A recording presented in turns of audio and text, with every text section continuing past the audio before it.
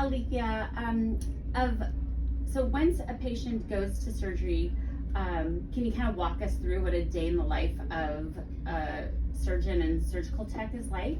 Of course.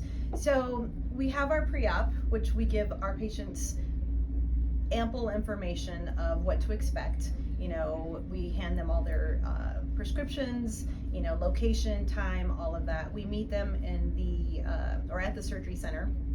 Dr. Brown marks out perfectly the plan, and from there, Dr. Steve Brown, the anesthesiologist, her husband, gives them a little happy pill. We wheel them off into the surgery suite, and we are right there. Dr. Brown holds, you know, every patient's hand, and once they're off to sleep, we start with our surgical scrub, and that usually lasts a little bit, and then we go in, start everything.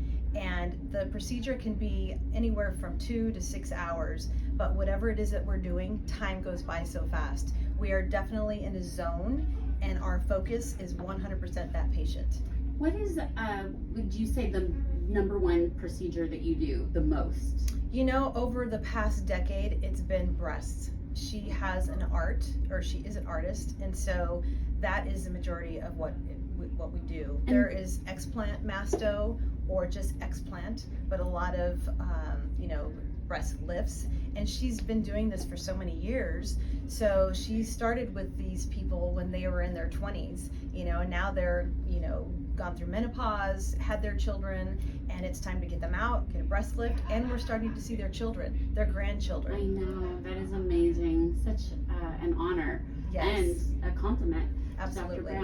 Brown. Does Dr. Brown do a lot of complicated breast, like revisions? Yes, I believe that everyone searches her for that. There's not very many people that will do what she does. She's got the most experience. There are some things that are done in stages. Dr. Brown can assess and know that if it's something that she can do all at once, or if it's something that needs to be staged.